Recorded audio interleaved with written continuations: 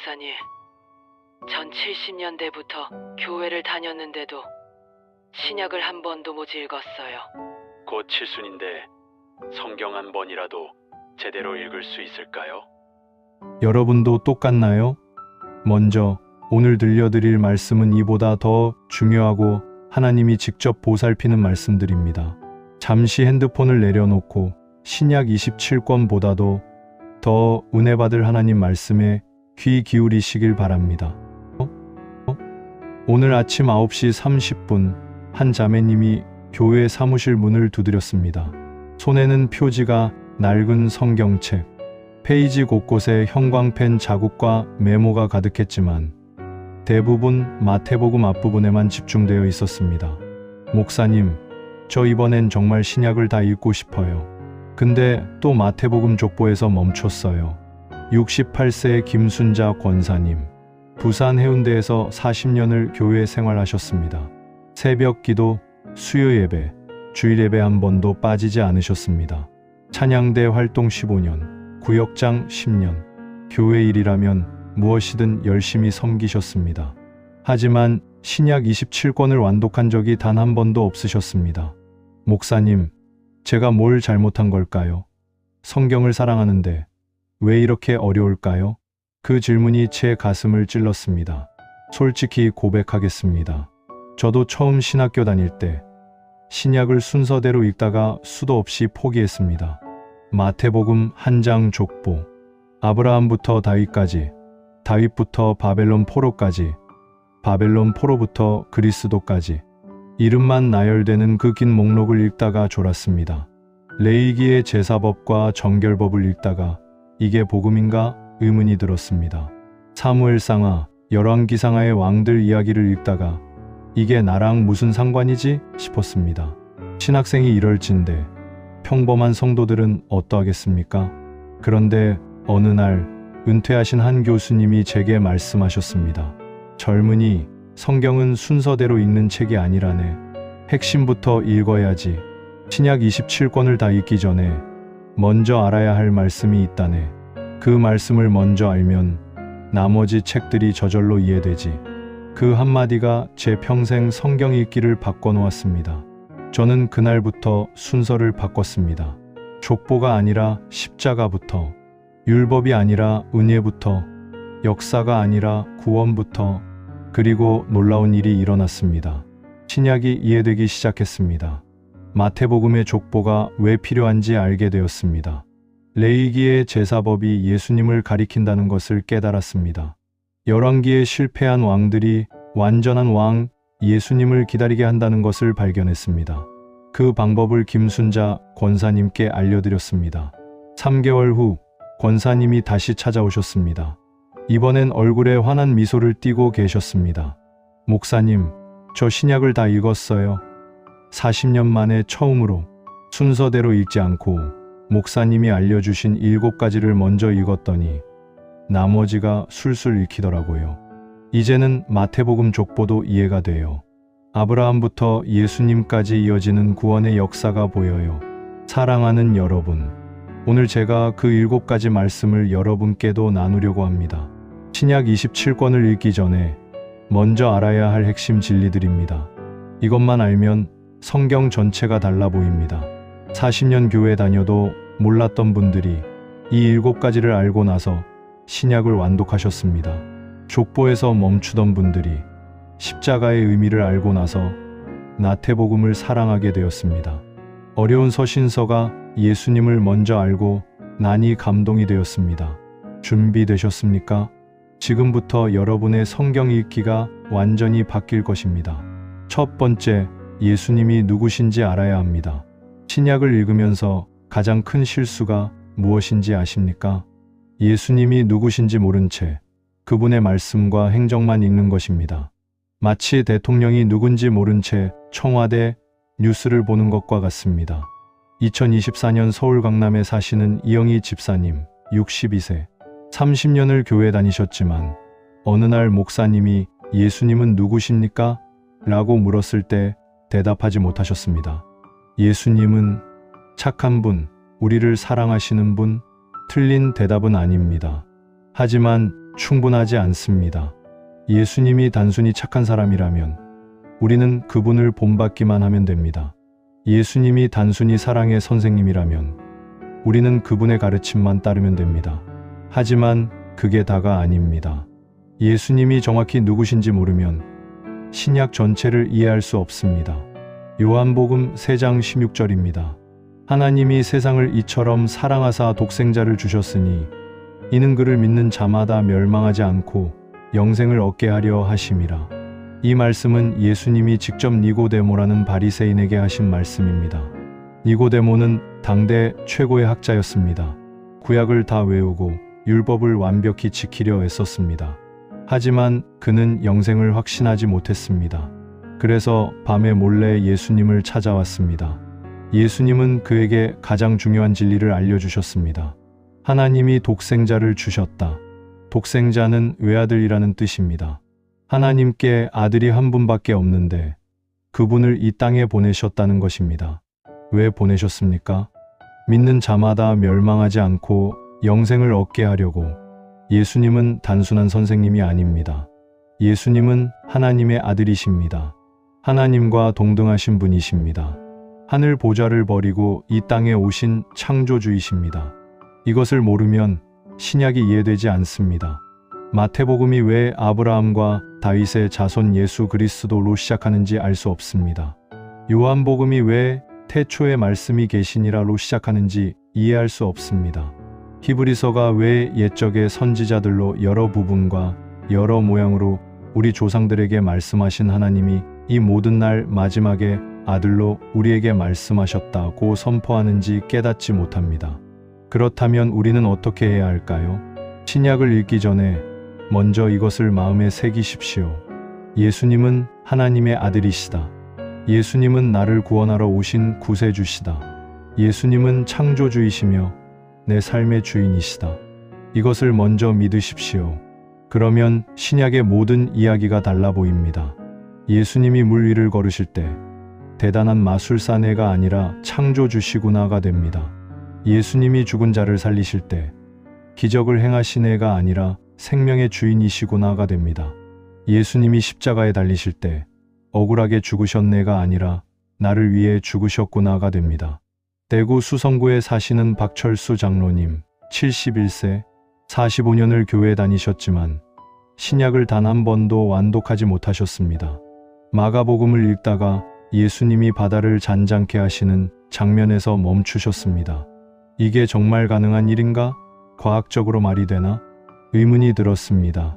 그래서 성경을 덮으셨습니다. 2024년 3월 장로님은 우연히 요한복음 한 장을 읽게 되었습니다. 태초에 말씀이 계시니라. 이 말씀이 하나님과 함께 계셨으니 이 말씀은 곧 하나님이시니라. 만물이 그로 말미암아 지은 바 되었으니 지은 것이 하나도 그가 없이는 된 것이 없느니라. 순간 깨달음이 왔습니다. 아, 예수님이 만물을 지으신 분이시구나. 바다를 만드신 분이 바다를 잔잔케 하시는 게 당연하구나. 그날부터 성경 읽기가 달라졌습니다. 예수님의 기적이 더 이상 의심스러운 이야기가 아니라 당연한 일이 되었습니다. 물을 포도주로 만드시는 것도 당연합니다. 창조주시니까요. 오병이어로 5,000명을 먹이시는 것도 당연합니다. 생명의 주인이시니까요. 죽은 나사로를 살리시는 것도 당연합니다. 부활과 생명이신 분이시니까요. 박 장로님은 3개월 만에 신약 27권을 완독하셨습니다. 45년 만의 일이었습니다. 목사님, 예수님이 누구신지 먼저 알았어야 했습니다. 하나님의 아들이라는 것만 확실히 믿었어도 45년을 헤매지 않았을 텐데요. 눈물을 흘리시며 고백하셨습니다.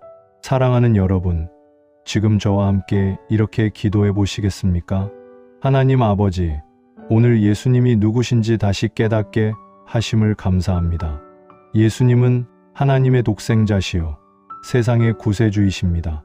창조주이시며 생명의 주인이시며 나를 사랑하사 이 땅에 오신 분이십니다.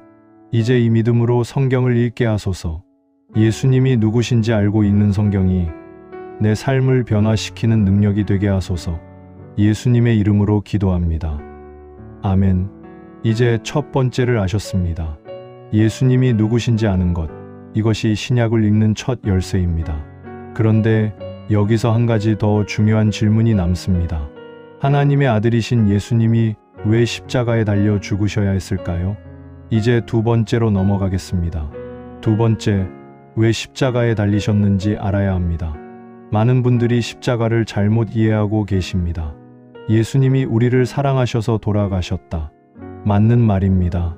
하지만 절반만 맞는 말입니다. 왜 사랑하시는 방법이 하필 십자가여야 했을까요? 안아주시면 안 되나요? 용서하신다고 선포하시면 안 되나요? 왜 피 흘리며 죽으셔야 했을까요? 인천 부평에 사시는 최미숙 권사님, 65세, 35년을 교회 다니셨지만 이 질문에 답하지 못하셨습니다. 예수님이 착하셔서 우리를 불쌍히 여기셔서 그렇게 생각하셨습니다. 그래서 십자가가 감동은 되지만 확신은 없었습니다. 내가 정말 구원받은 걸까? 내 죄가 정말 용서받은 걸까? 늘 불안했습니다. 로마서 3장 23절부터 24절입니다. 모든 사람이 죄를 범하였음에 하나님의 영광에 이르지 못하더니 그리스도 예수 안에 있는 속량으로 말미암아 하나님의 은혜로 값없이 의롭다 하심을 얻은 자 되었느니라. 사도 바울이 로마 교회에 보낸 편지입니다. 로마는 당시 세계의 중심이었습니다. 온갖 종교와 철학이 모여 있었습니다. 하지만 그 누구도 인간의 죄 문제를 해결하지 못했습니다. 바울은 선포합니다. 모든 사람이 죄를 범하였다. 예외가 없습니다. 착한 사람도, 종교인도, 도덕적인 사람도 모두 죄인입니다. 왜냐하면 하나님의 기준은 완전함이기 때문입니다. 하나님의 영광에 이르지 못한 사람은 모두 죄인입니다. 단 한 번의 거짓말도 죄입니다. 단 한 번의 미움도 죄입니다. 단 한 번의 교만도 죄입니다. 그 죄의 대가는 무엇입니까? 로마서 6장 23절에 죄의 삭은 사망이라고 했습니다. 영원한 멸망입니다. 지옥입니다. 누가 이 문제를 해결할 수 있습니까? 아무도 없습니다. 인간은 자기 죄도 감당 못합니다. 그래서 하나님이 직접 해결하셨습니다. 그리스도 예수 안에 있는 속량으로. 속량은 값을 치르고 사는 것입니다. 노예를 값을 주고 사서 자유롭게 하는 것을 속량이라고 합니다. 우리는 죄의 노예였습니다. 그 값을 누가 치렀습니까?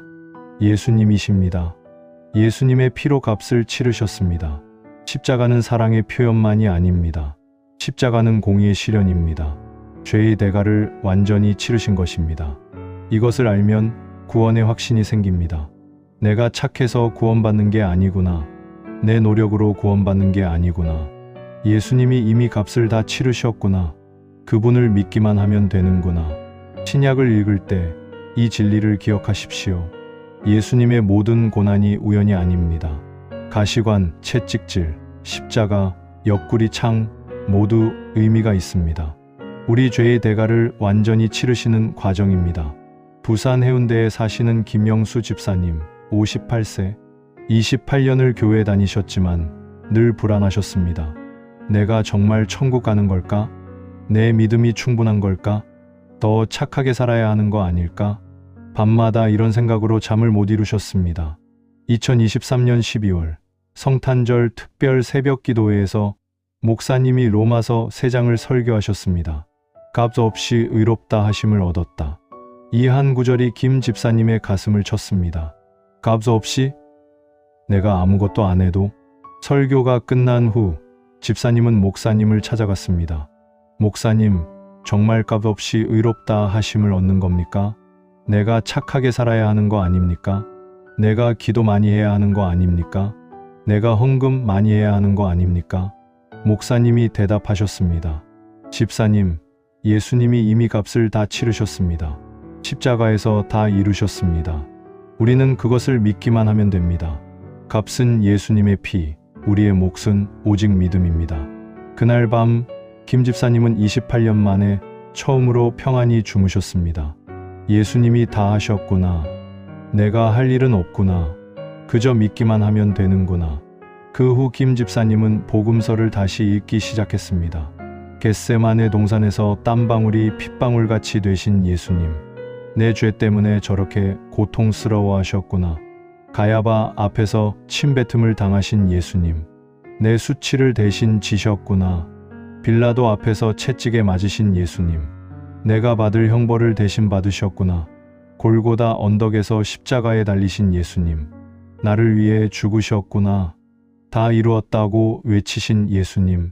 내 구원이 완성되었구나. 김 집사님은 3개월 만에 사복음서를 완독하셨습니다. 매 페이지마다 눈물이 났습니다. 십자가가 이제 명확히 보였습니다. 사랑만이 아니라 공의가 보였습니다. 은혜만이 아니라 속죄가 보였습니다. 감동만이 아니라 확신이 생겼습니다. 사랑하는 여러분, 함께 기도하시겠습니까? 사랑의 하나님, 십자가의 의미를 깨닫게 하심을 감사합니다. 예수님은 내 죄의 대가를 완전히 치르셨습니다. 십자가에서 다 이루셨습니다. 내가 할 수 있는 것은 아무것도 없고 오직 믿음으로 받는 은혜입니다. 이제 이 확신으로 성경을 읽게 하소서. 십자가를 볼 때마다 내 구원이 확실함을 기억하게 하소서. 예수님의 이름으로 기도합니다. 아멘.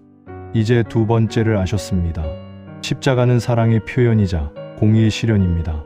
우리 죄의 대가가 완전히 치러졌습니다. 그런데 여기서 또 하나의 질문이 생깁니다. 예수님이 십자가에서 죽으셨다면 그게 끝일까요? 아닙니다. 세 번째 진리로 넘어가겠습니다.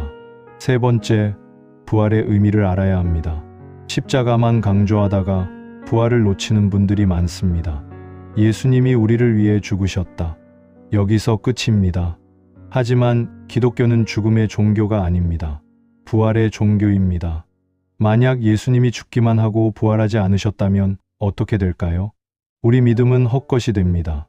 대전 유성구에 사시는 정수진 집사님, 61세, 25년을 교회 다니셨지만 부활절이 그저 봄 축제 같았습니다.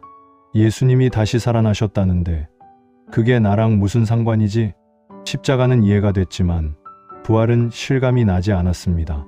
고린도전서 15장 14절입니다. 그리스도께서 만일 다시 살아나지 못하셨으면 우리가 전파하는 것도 헛것이요 또 너희 믿음도 헛것이며. 사도 바울이 고린도 교회에 보낸 편지입니다. 고린도는 헬라 문화의 중심지였습니다. 당시 헬라 철학자들은 육체의 부활을 믿지 않았습니다. 영혼은 불멸하지만 육체는 썩어 없어진다. 이것이 그들의 믿음이었습니다. 그래서 고린도 교회 안에도 부활을 의심하는 사람들이 있었습니다. 예수님이 영으로는 살아계시지만 육체로는 부활하지 않으셨다. 바울은 이것을 단호하게 부정합니다. 만일 그리스도께서 다시 살아나지 못하셨으면 우리 믿음도 헛것이다. 왜 그렇습니까? 첫째, 부활이 없으면 예수님이 그저 순교자일 뿐입니다. 죽음을 이기지 못한 한 명의 선한 사람일 뿐입니다. 둘째, 부활이 없으면 우리도 죽음을 이길 수 없습니다. 죽으면 그것으로 끝입니다. 영생도 없고 천국도 없습니다. 셋째, 부활이 없으면 죄와 사망의 권세가 여전히 유효합니다. 예수님이 십자가에서 죄의 대가를 치르셨지만 죽음이 그분을 이겼다면 결국 죽음이 승리한 것입니다. 하지만 예수님은 부활하셨습니다. 사흘 만에 무덤을 박차고 일어나셨습니다. 죽음을 이기셨습니다. 이것이 기독교의 핵심입니다. 부활을 믿으면 삶이 달라집니다. 죽음이 더 이상 끝이 아닙니다. 고난이 더 이상 절망이 아닙니다. 실패가 더 이상 패배가 아닙니다. 왜냐하면 부활하신 예수님이 우리와 함께 계시기 때문입니다. 신약을 읽을 때 부활을 기억하십시오. 사복음서의 마지막이 십자가가 아니라 부활입니다. 사도행전의 시작이 승천이 아니라 부활의 증인들입니다. 서신서의 핵심이 교리가 아니라 부활의 능력입니다. 울산 남구에 사시는 박정희 권사님, 69세, 38년을 교회 다니셨습니다. 2023년 7월 권사님은 유방암 3기 진단을 받으셨습니다. 의사는 말했습니다. 6개월에서 1년 정도 남았습니다. 권사님은 절망에 빠졌습니다. 하나님, 왜 저한테 이런 일이 일어나나요? 제가 뭘 잘못했나요? 이제 다 끝인가요? 교회도 나가기 싫었습니다. 기도도 하기 싫었습니다. 성경도 읽기 싫었습니다. 그런데 어느 날 손녀가 그림 성경을 가져왔습니다. 할머니, 이거 보세요. 예수님이 무덤에서 나오는 장면이에요. 고린도전서 15장이 적혀 있었습니다. 권사님은 그 구절을 읽기 시작했습니다. 15절부터 20절까지. 만일 죽은 자의 부활이 없으면 그리스도도 다시 살아나지 못하셨으리라. 그리스도께서 다시 살아나지 못하셨으면 너희 믿음도 헛되고 너희가 여전히 죄 가운데 있을 것이요. 그리스도 안에서 잠자는 자도 망하였으리라. 만일 그리스도 안에서 우리가 바라는 것이 다만 이 세상의 삶뿐이면 모든 사람 가운데 우리가 더욱 불쌍한 자이리라. 그러나 이제 그리스도께서 죽은 자 가운데서 다시 살아나사 잠자는 자들의 첫 열매가 되셨도다. 그 순간 권사님의 심장이 뛰기 시작했습니다. 그렇지, 예수님이 부활하셨지. 죽음이 끝이 아니지. 죽어도 다시 살아나지. 예수님처럼. 권사님은 그날부터 성경을 다시 읽기 시작했습니다. 특히 부활 장면을 반복해서 읽었습니다. 요한복음 20장, 무덤에 가신 막달라 마리아. 왜 우느냐? 누구를 찾느냐? 마리아가 예수님을 만났습니다. 라보니, 권사님도 부활하신 예수님을 만났습니다. 누가복음 24장, 엠마오로 가는 두 제자. 예수님이 함께 걸으셨습니다. 미련하고 선지자들이 말한 모든 것을 마음에 더디 믿는 자들이요. 권사님도 예수님과 함께 걷기 시작했습니다. 요한복음 21장, 디베랴 바다에서 제자들이 고기를 잡지 못했습니다. 예수님이 나타나셨습니다. 그물을 배 오른편에 던지라. 권사님도 순종하기 시작했습니다. 2024년 12월, 정확히 1년 5개월 후, 권사님은 병원에서 완치 판정을 받으셨습니다. 의사도 믿을 수 없다고 했습니다. 기적입니다. 암세포가 완전히 사라졌습니다. 권사님은 눈물을 흘리며 고백했습니다. 부활을 믿었기 때문입니다. 예수님이 죽음을 이기셨으니 저도 이길 수 있다고 믿었습니다. 부활의 능력이 제 몸에 임한 것입니다. 사랑하는 여러분, 함께 기도하시겠습니까? 생명의 주님, 부활의 능력을 깨닫게 하심을 감사합니다. 예수님은 사흘 만에 부활하셨습니다. 죽음을 이기셨습니다. 그 부활의 능력이 저에게도 임합니다. 이제 죽음도, 고난도, 질병도 저를 이길 수 없습니다. 부활하신 예수님이 저와 함께 계시기 때문입니다. 이 확신으로 오늘을 살게 하소서. 예수님의 이름으로 기도합니다. 아멘. 이제 세 번째를 아셨습니다.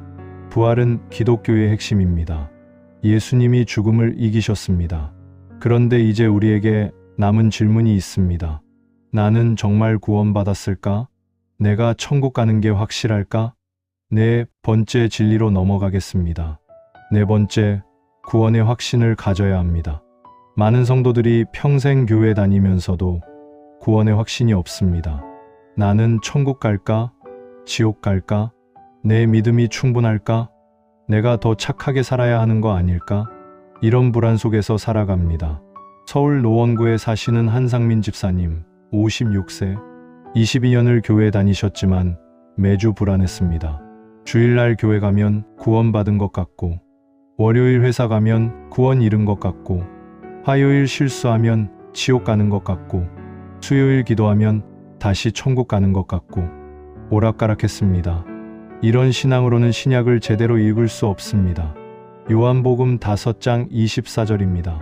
내가 진실로 진실로 너희에게 이르노니 내 말을 듣고 또 나 보내신 이를 믿는 자는 영생을 얻었고 심판에 이르지 아니하나니 사망에서 생명으로 옮겼느니라. 예수님이 직접 하신 말씀입니다. 진실로 진실로는 아멘, 아멘이라는 히브리어를 번역한 것입니다. 가장 강력한 확신의 표현입니다. 절대적으로 확실하다는 뜻입니다. 예수님은 무엇을 확실하다고 하셨습니까? 내 말을 듣고 또 나 보내신 이를 믿는 자는 영생을 얻었다. 얻을 것이다가 아닙니다. 얻었다입니다. 과거형입니다. 이미 얻었습니다. 언제요? 믿는 그 순간입니다. 심판에 이르지 아니한다. 미래에도 심판받지 않습니다. 왜냐하면 사망에서 생명으로 옮겼기 때문입니다. 이미 옮겼습니다. 과거에 완료되었습니다. 이것이 구원의 확신입니다. 이 말씀을 믿으십시오. 여러분이 예수님을 믿는 순간 이미 영생을 얻었습니다. 이미 사망에서 생명으로 옮겼습니다. 이미 심판에서 자유로워졌습니다. 그런데 내가 죄를 지으면요? 죄를 짓지 않으려고 노력해야 합니다. 하지만 죄를 짓는다고 구원을 잃지 않습니다. 왜냐하면 구원은 우리 행위가 아니라 예수님의 은혜로 받았기 때문입니다. 그럼 마음대로 살아도 되나요? 아닙니다. 구원받은 사람은 마음대로 살 수 없습니다. 성령님이 내 안에 계셔서 바른 길로 인도하시기 때문입니다. 광주 서구에 사시는 이은희 권사님, 64세, 32년을 교회 다니셨습니다. 새벽 기도 빠진 적 없고 11조 빠뜨린 적 없고 봉사 열심히 하셨습니다. 하지만 늘 불안했습니다. 이 정도면 천국 갈까? 더 열심히 해야 하는 거 아닐까? 이번 주에 화낸 것 때문에 구원 잃은 거 아닐까? 2024년 2월 권사님은 목사님과 상담을 하셨습니다. 목사님, 저 천국 갈 수 있을까요? 제가 충분히 착하게 산 걸까요? 목사님이 요한복음 5장 24절을 펴셨습니다. 권사님, 여기 뭐라고 쓰여 있습니까? 내 말을 듣고 또 나 보내신 이를 믿는 자는 영생을 얻었고 얻을 것이다입니까? 얻었다입니까? 얻었다고 쓰여 있습니다. 언제 얻었습니까? 미래에 얻습니까? 아니요, 이미 얻었습니다. 그럼 권사님은 예수님을 믿으십니까? 네, 믿습니다. 그럼 권사님은 언제 영생을 얻으셨습니까? 이미 얻었습니다. 그 순간 32년 만에 권사님의 얼굴에 평안이 찾아왔습니다. 목사님, 제가 이미 얻었다는 걸 왜 몰랐을까요? 32년 동안 얻으려고 노력했는데 이미 얻었던 거네요. 천국 가려고 애쓴 게 아니라 이미 천국 백성이었던 거네요. 그날부터 권사님의 신앙이 달라졌습니다. 의무감이 아니라 감사로 예배드렸습니다. 불안감이 아니라 확신으로 기도했습니다. 두려움이 아니라 기쁨으로 봉사했습니다. 신약을 읽는 것도 달라졌습니다. 어떻게 하면 구원받을까가 아니라 구원받은 내가 어떻게 살아야 할까로 읽었습니다. 로마서가 이해되기 시작했습니다. 의인은 없나니 하나도 없으며 로마서 310 맞아. 나도 의인이 아니었지. 그러므로 이제 그리스도 예수 안에 있는 자에게는 결코 정죄함이 없나니 로마서 81 그런데 예수님 안에서 정죄받지 않는구나. 에베소서가 감동이 되었습니다. 너희는 그 은혜에 의하여 믿음으로 말미암아 구원을 받았으니 이것은 너희에게서 난 것이 아니요 하나님의 선물이라. 에베소서 28 선물이구나.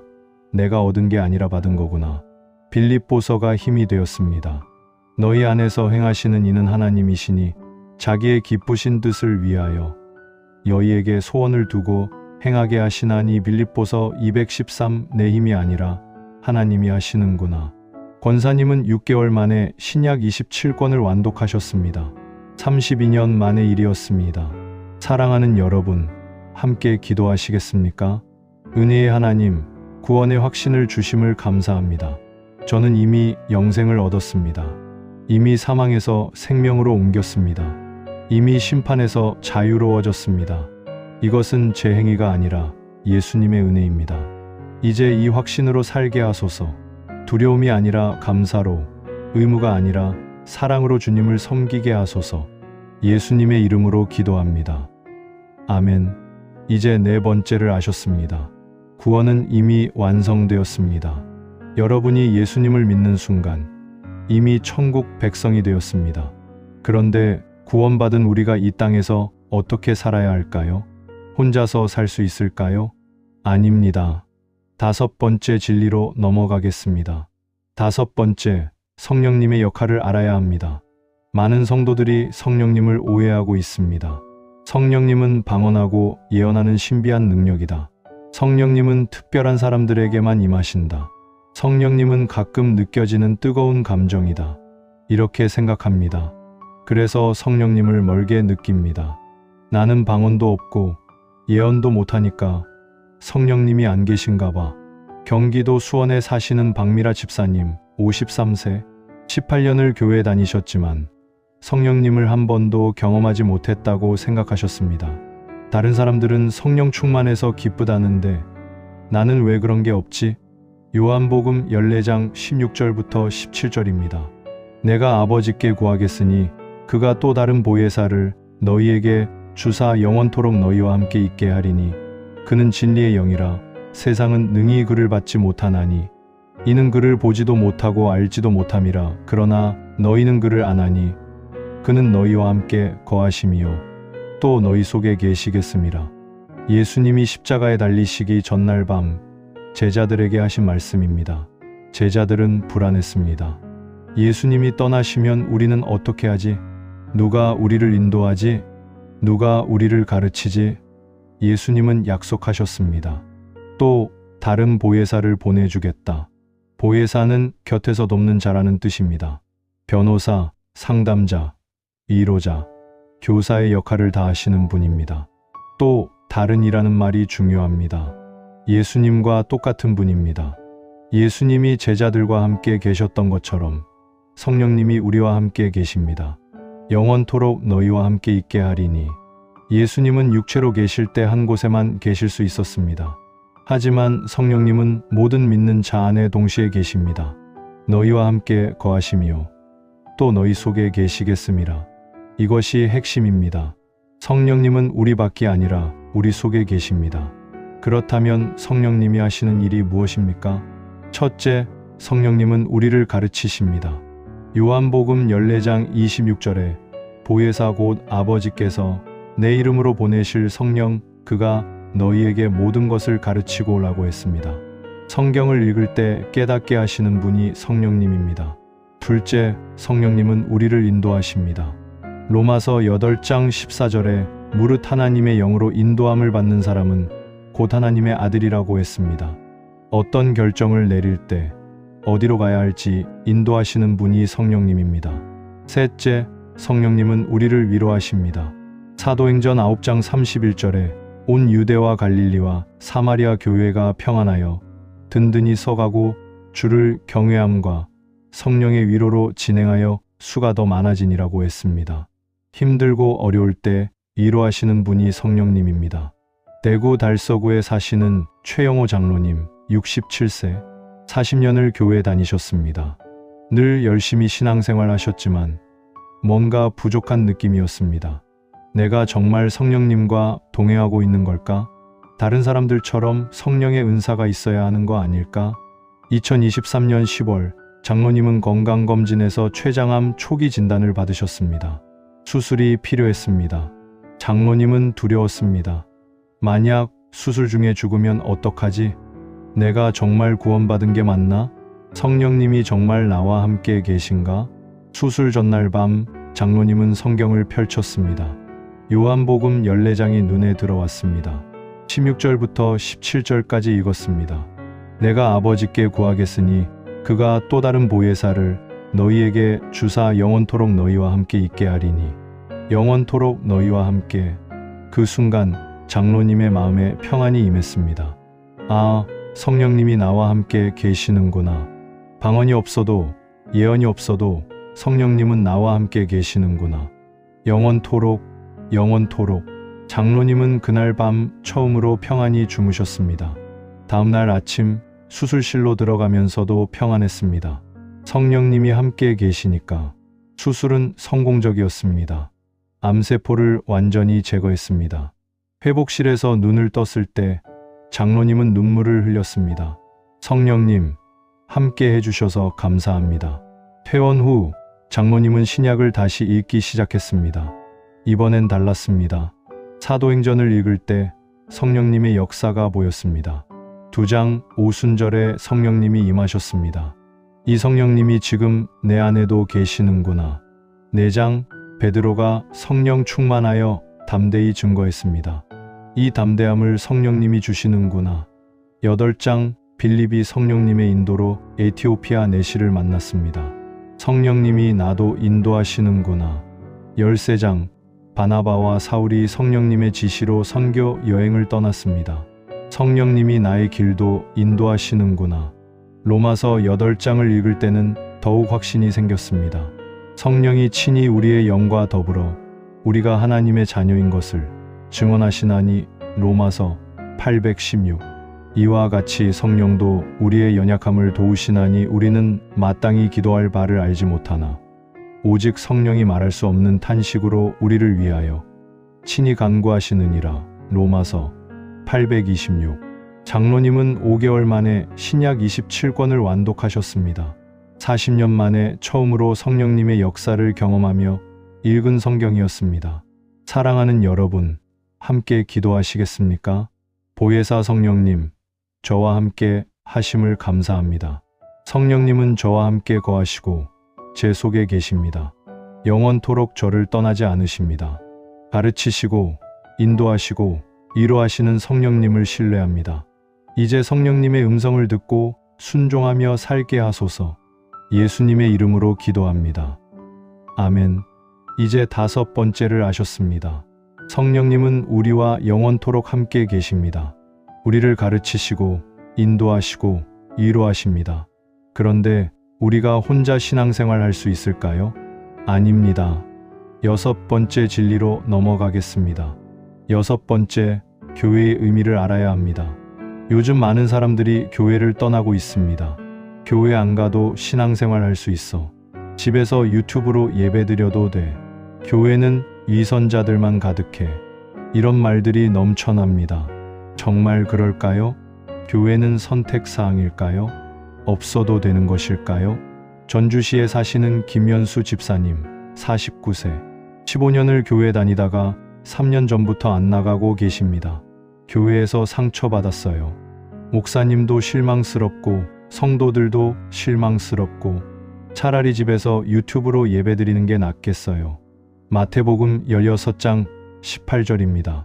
또 내가 내게 이르노니 너는 베드로라. 내가 이 반석 위에 내 교회를 세우리니 음부의 권세가 이기지 못하리라. 예수님이 가이사랴 빌립보에서 제자들에게 물으셨습니다. 너희는 나를 누구라 하느냐?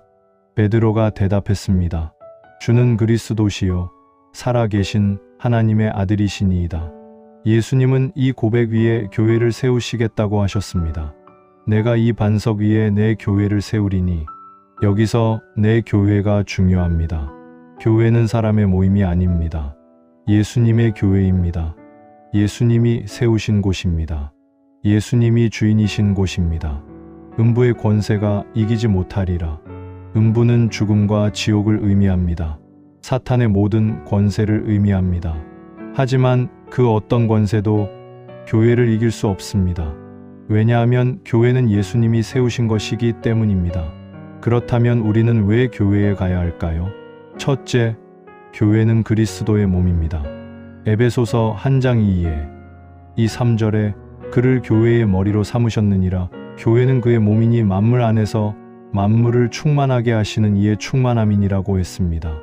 우리는 몸의 한 지체입니다. 몸에서 떨어진 손가락은 죽습니다. 교회를 떠난 성도는 영적으로 위험합니다.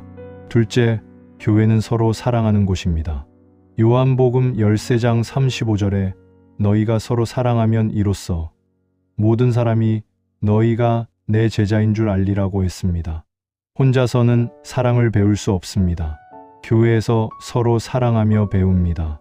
셋째, 교회는 서로 세워주는 곳입니다.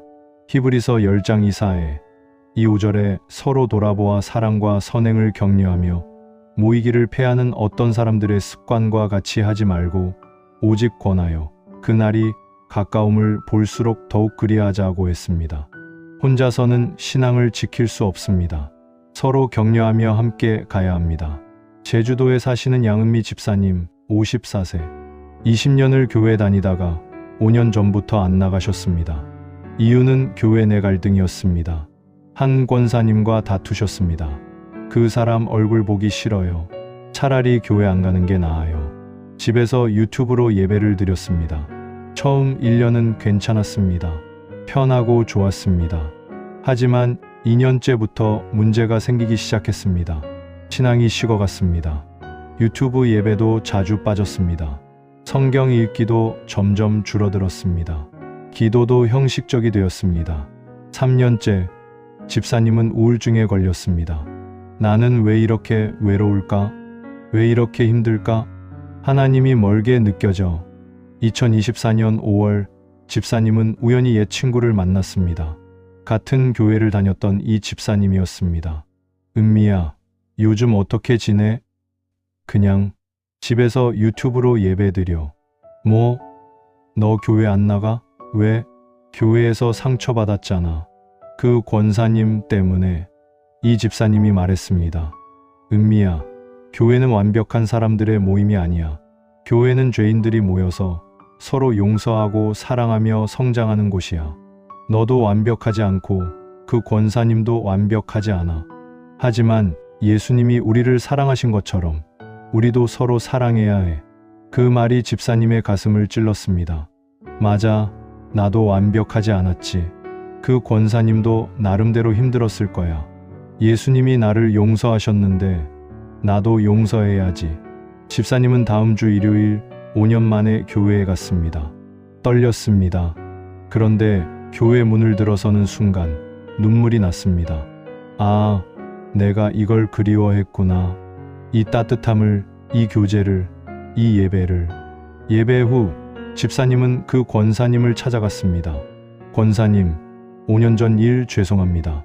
제가 먼저 용서를 구합니다. 권사님도 눈물을 흘렸습니다. 집사님, 저도 죄송해요. 저도 잘못했어요.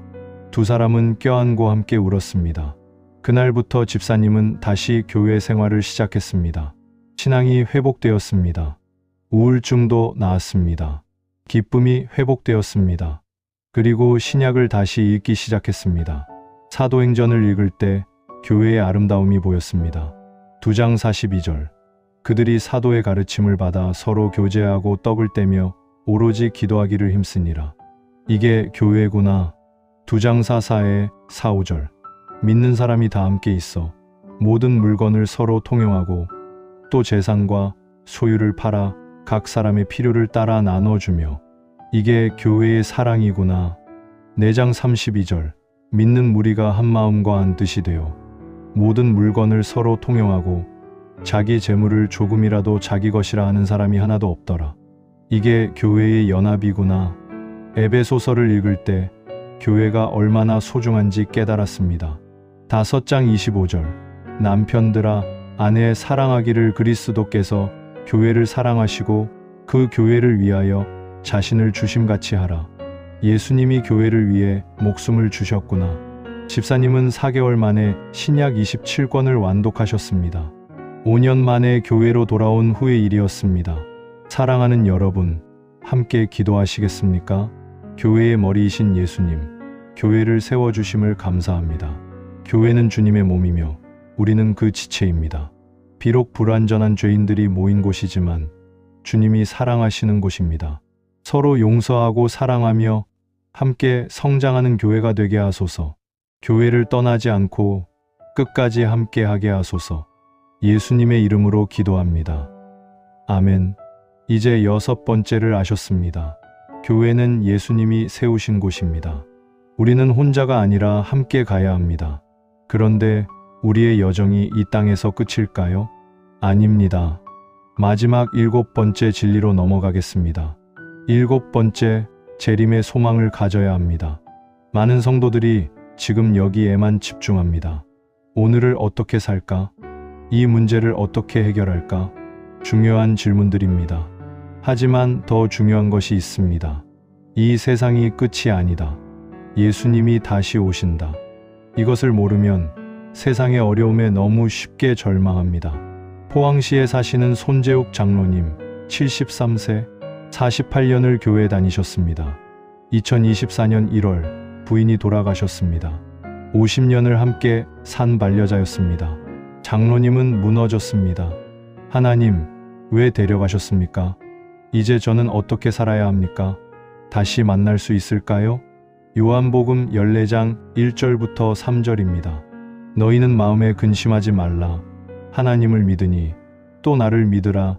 내 아버지 집에 거할 곳이 많도다. 그렇지 않으면 너희에게 일렀으리라.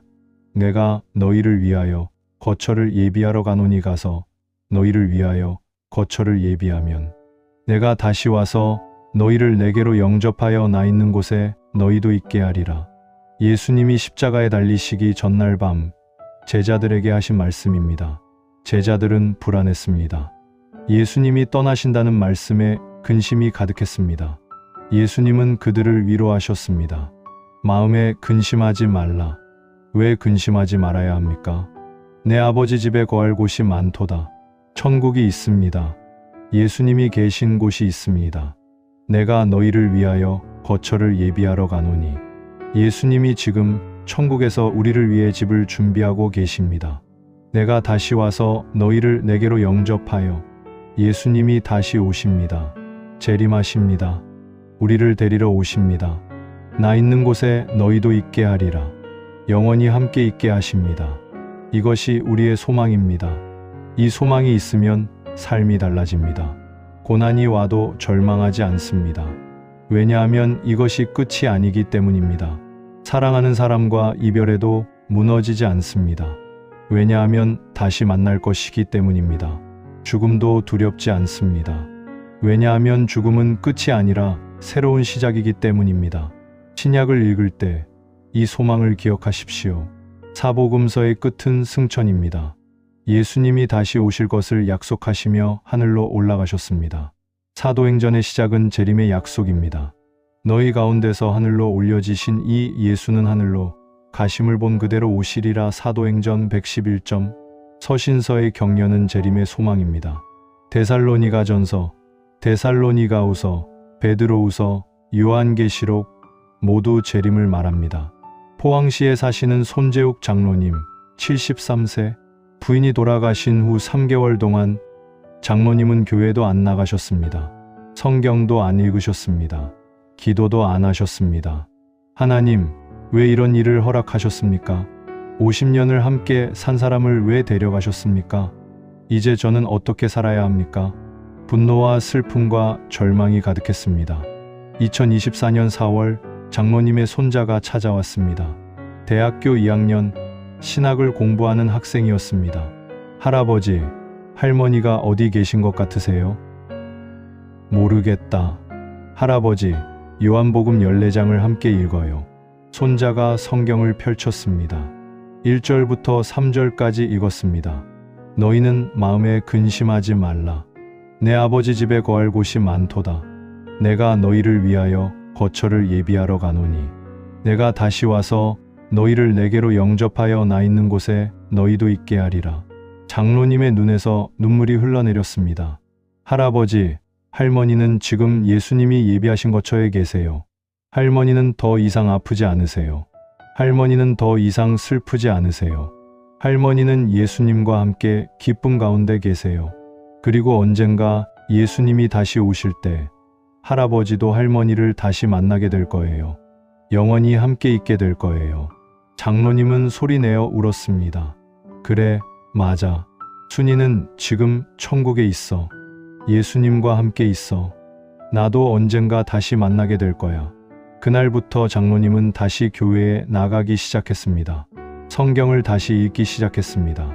특히 재림에 관한 말씀을 반복해서 읽었습니다. 데살로니가전서 4장 13절부터 18절. 형제들아, 자는 자들에 관하여는 너희가 알지 못함을 우리가 원하지 아니하노니 이는 소망 없는 다른 이와 같이 슬퍼하지 않게 하려 함이라. 우리가 예수께서 죽으셨다가 다시 살아나심을 믿을진대 이와 같이 예수 안에서 자는 자들도 하나님이 그와 함께 데리고 오시리라. 주께서 호령과 천사장의 소리와 하나님의 나팔 소리로 친히 하늘로부터 강림하시리니 그리스도 안에서 죽은 자들이 먼저 일어나고 그 후에 우리 살아남은 자들도 그들과 함께 구름 속으로 끌어올려 공중에서 주를 영접하게 하시리니 그리하여 우리가 항상 주와 함께 있으리라. 그러므로 이러한 말로 서로 위로하라. 장로님은 이 말씀으로 위로받았습니다. 순이가 먼저 일어나겠구나. 그리고 나도 함께 주님을 만나겠구나. 그리하여 우리가 항상 주와 함께 서로 함께 있겠구나. 요한계시록 21장을 읽을 때는 눈물이 멈추지 않았습니다. 3절부터 4절. 보라, 하나님의 장막이 사람들과 함께 있음에 하나님이 그들과 함께 계시리니 그들은 하나님의 백성이 되고 하나님은 친히 그들과 함께 계셔서 모든 눈물을 그 눈에서 닦아주시니 다시는 사망이 없고 애통하는 것이나 곡하는 것이나 아픈 것이 다시 있지 아니하리니 처음 것들이 다 지나갔음이로라. 순이야, 거기서는 다시는 눈물이 없구나. 다시는 사망이 없구나. 다시는 아픈 것이 없구나. 나도 곧 갈게. 예수님이 다시 오실 때 우리 함께 만나자. 장로님은 6개월 만에 신약 27권을 완독하셨습니다. 48년 만에 처음으로 재림의 소망으로 읽은 성경이었습니다. 사랑하는 여러분, 마지막 기도를 함께 하시겠습니까? 다시 오실 예수님, 재림의 소망을 주심을 감사합니다. 주님은 지금 우리를 위해 거처를 예비하고 계십니다. 주님은 다시 오셔서 우리를 영접하실 것입니다. 그날에 우리는 주님과 영원히 함께 있을 것입니다. 다시는 눈물도 사망도 애통도 없을 것입니다. 이 소망으로 오늘을 살게 하소서. 고난 중에도 절망하지 않고 슬픔 중에도 희망을 잃지 않게 하소서. 주님 오실 그날까지 충성되게 살게 하소서. 예수님의 이름으로 기도합니다. 아멘. 이제 7번째를 아셨습니다. 예수님이 다시 오십니다. 우리는 영원히 주님과 함께 있을 것입니다. 이것이 우리의 소망입니다. 지금까지 나눈 7가지 말씀을 하나의 기도로 드리겠습니다. 함께 기도하시겠습니까? 전능하신 하나님 아버지, 오늘 이 시간 주신 신약을 읽기 전에 먼저 알아야 할 7가지 말씀을 감사드립니다. 예수님이 누구신지 알게 하시고 왜 십자가에 달리셨는지 깨닫게 하시고 부활의 의미를 이해하게 하시고 구원의 확신을 주시고 성령님의 역할을 알게 하시고 교회의 소중함을 느끼게 하시고 재림의 소망을 품게 하심을 찬양합니다. 저는 고백합니다. 예수님은 하나님의 독생자이시며 세상의 구세주이십니다. 예수님은 십자가에서 제 죄의 대가를 완전히 치르셨고 사흘 만에 부활하셔서 죽음을 이기셨습니다. 저는 이미 영생을 얻었고 이미 사망에서 생명으로 옮겼으며 이미 심판에서 자유로워졌습니다. 성령님이 저와 영원토록 함께 하시며 가르치시고 인도하시고 위로하십니다. 교회는 예수님이 세우신 곳이며 저는 그 몸의 한 지체입니다. 예수님이 다시 오셔서 저를 영접하시고 영원히 함께 계실 것을 믿습니다. 오늘부터 저와 제 가족이 이 7가지 진리를 마음에 새기고 신약을 읽게 하소서. 이 진리가 우리 삶의 반석이 되게 하시고 우리 신앙의 기초가 되게 하소서. 족보에서 멈추지 않고 율법에서 좌절하지 않고 역사에서 지루해하지 않게 하소서. 모든 말씀이 예수님을 가리키고 모든 이야기가 구원을 증거하며 모든 가르침이 영생으로 인도함을 보게 하소서. 40년, 50년 교회 다녀도 신약을 완독하지 못한 분들이 이 7가지를 알고 나서 완독하게 하소서. 성경이 어렵고 막막했던 분들이 이제는 기쁨으로 읽게 하소서. 의무가 아니라 사랑으로, 부담이 아니라 감사로, 억지가 아니라 갈망으로 말씀을 읽게 하소서. 우리의 날들을 말씀으로 채우시고 우리의 삶을 진리로 세우시며 우리의 영혼을 은혜로 만족시키소서. 이 모든 것이 주님의 약속이심을 믿고 신뢰하며 의지합니다. 살아계신 예수 그리스도의 이름으로 기도합니다. 아멘. 사랑하는 여러분, 지금까지 신약 27권보다 더 먼저 알아야 할 7가지 말씀을 나누었습니다. 다시 한번 정리하겠습니다. 첫째, 예수님이 누구신지 아십니까? 하나님의 독생자이시며 세상의 구세주이십니다. 둘째, 왜 십자가에 달리셨는지 아십니까? 우리 죄의 대가를 완전히 치르시기 위해서입니다. 셋째, 부활의 의미를 아십니까? 죽음을 이기시고 영생을 주시기 위해서입니다. 넷째, 구원의 확신이 있으십니까? 믿는 순간 이미 영생을 얻었고 심판에서 자유로워졌습니다. 다섯째, 성령님의 역할을 아십니까? 영원토록 우리와 함께 하시며 가르치시고 인도하시고 위로하십니다. 여섯째, 교회의 의미를 아십니까? 예수님이 세우신 곳이며 우리가 함께 성장하는 그리스도의 몸입니다. 일곱째, 재림의 소망이 있으십니까? 예수님이 다시 오셔서 우리를 영접하시고 영원히 함께 계실 것입니다. 이 7가지를 마음에 새기십시오. 그리고 오늘부터 신약을 읽기 시작하십시오. 마태복음 족보가 이제는 막막하지 않을 것입니다. 예수님이 아브라함부터 이어지는 구원의 역사를 완성하신 것이 보일 것입니다. 레위기의 제사법이 이제는 지루하지 않을 것입니다. 예수님이 완전한 제사장이시며 완전한 제물이심이 보일 것입니다. 열왕기에 실패한 왕들이 이제는 답답하지 않을 것입니다. 예수님이 완전한 왕이심을 기다리게 하는 이야기들이 보일 것입니다. 로마서의 어려운 교리가 이제는 이해될 것입니다. 우리가 이미 의롭다 함을 받았고 성령으로 살아간다는 진리가 감동이 될 것입니다. 요한계시록의 상징들이 이제는 두렵지 않을 것입니다. 예수님이 다시 오셔서 모든 것을 새롭게 하실 것이라는 소망이 기쁨이 될 것입니다. 40년, 50년 교회 다녀도 신약을 완독하지 못했던 분들이 이 7가지를 알고 나서 3개월, 6개월 만에 완독하셨습니다. 여러분도 할 수 있습니다. 오늘 이 영상이 도움이 되셨다면 좋아요 버튼을 눌러주시고 구독과 알림 설정도 해주세요. 댓글로 어떤 말씀이 가장 마음에 와닿았는지 나눠주시면 감사하겠습니다. 여러분의 신앙 여정에 이 말씀이 빛이 되고 힘이 되기를 기도합니다. 하나님의 은혜와 평강이 여러분과 여러분의 가정에 가득하기를 축복합니다. 다음 영상에서 또 만나 뵙겠습니다. 사랑합니다. 아멘.